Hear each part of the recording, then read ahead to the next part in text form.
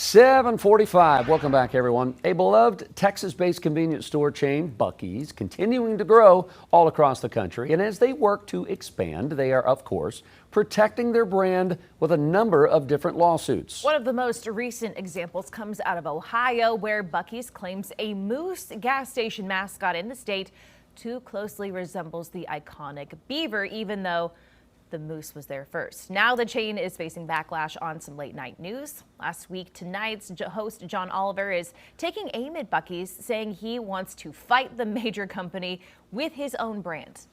So happy to announce that you can now buy this image on a variety of products, from tumblers to hats to shirts to onesies to mugs to pajamas to umbrellas to stickers to socks to, of course, underwear.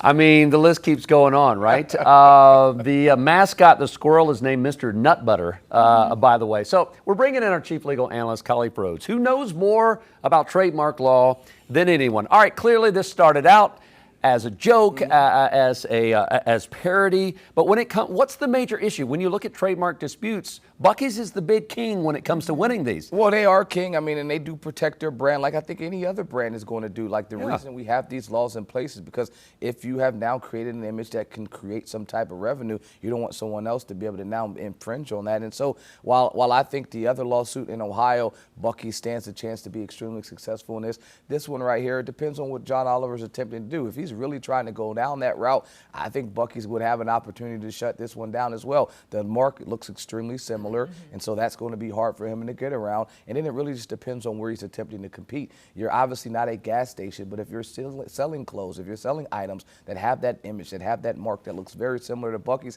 it's going to be hard for you to say how is yours distinctly different, and will it cause a consumer to confuse the two? That's what the court's going to be concerned with. Would someone believe that this image that you're getting, or would they have purchased it only because it's similar to what there is? It's not going to be fair use, so you're not using it in some type of just educational standpoint or some short aspect. He has monetized, it seems like, every aspect of his product using an image, a mark that looks similar to theirs, and so it's going to be hard for him to distance himself from potential liability from Buc-ee's. With this buck off, right?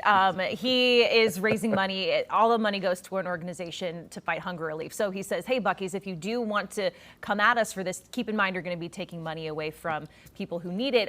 But he's really saying that a lot of these lawsuits failed because Buc-ee's has the resources to fight them, and a lot of these don't. Do you see this actually coming to a head, or if Buc-ee's letting this one go? Part of the argument that he makes is accurate, that yes, if you want to be successful in a lawsuit, you need resources. I say it all the time. Litigation is expensive, right? You start and you may have the initial cost, but now you're a year down the road, 2 years down the road, you don't have the resources to go forward, and then you just decide, okay, I can't go forward anymore. But let's be clear, Buc-ee's is successful in most of these claims because the mark is just protected. Have you been using it in some type of trade prior to the other individuals attempting to use it? Have you filed and protected some type of protections, either patent, copyright, or trademark protection? If you've done that, regardless of whatever aspect you're trying to protect, the protections are going to be there. David versus Goliath happens all the time in the legal system, but if your object is protected, regardless of the amount of resources you have, as long as you continue to fight, it will be there. So yes, if they wanted to push,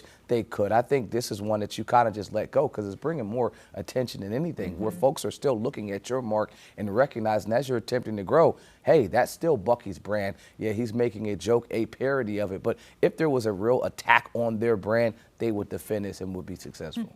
Well, and of course, his show is on HBO. That's a big fish against a big fish. It is. If it were to go that far, I'd be curious how far HBO would defend John before they're like, listen, you're on your own, brother. This is going to come out of your own paycheck. So we'll see. Khalif, thank you very much. Appreciate that. Queen City News Plus. Just search Queen City News on your smart TV's app store.